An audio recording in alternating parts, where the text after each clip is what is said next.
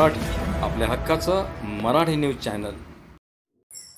एक मोठी बातमी येत आहे ती अकोल्यावरनं। अकोल्यामध्ये राज ठाकरे यांच्यावर केलेल्या टिप्पणीच्या निषेधार्थ राष्ट्रवादी काँग्रेसचे अजित पवार गटाचे आमदार अमोल मिटकरी यांच्यावर मनसे नेत्यांनी आणि कार्यकर्त्यांनी अकोल्यातील सर्किट हाऊसवर जाऊन गाडीची तोडफोड केल्याची घटना आता समोर आलेली आहे आणि अमोल मिटकरी यांच्यावर हल्ला करण्याचा प्रयत्न मनसे कार्यकर्त्यांनी केल्याचं या दृश्यामध्ये आपल्याला दिसतं आणि या ठिकाणी गाडीची जी आहे ती तोडफोड केलेली आहे। अमोल मिटकरी यांनी राज ठाकरे यांच्यावरची टिप्पणी केली होती, त्याच्या निषेधार्थ मनसे कार्यकर्त्यांनी व नेत्यांनी या ठिकाणी त्यांच्या गाडीवर ही गाडीची तोडफोड केलेली आहे।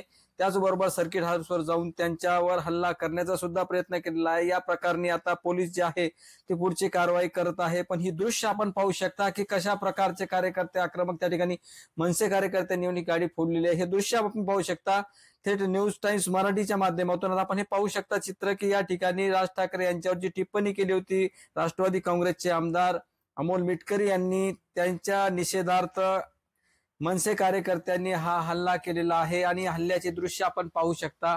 हे दृश्य आपण पाहू शकता न्यूज टाइम्स मराठीवर। अकोल्यामधील ही घटना आहे।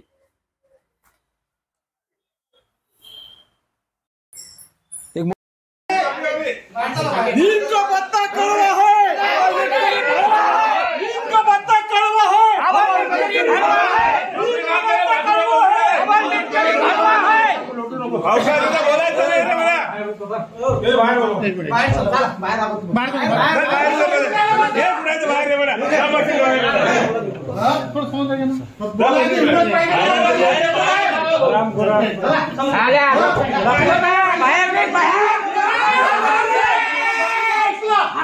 छत्रपति शिवाजी महाराज की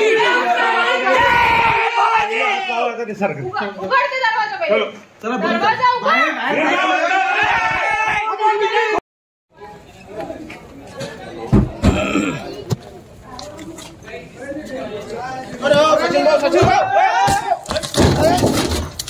नीम का पत्ता कड़वा है, अमोल मिटकरी कड़वा है, चलो निर्माण हमारे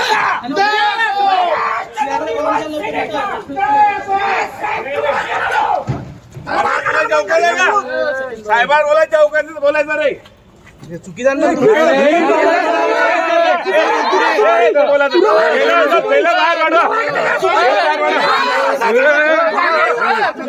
तू विचार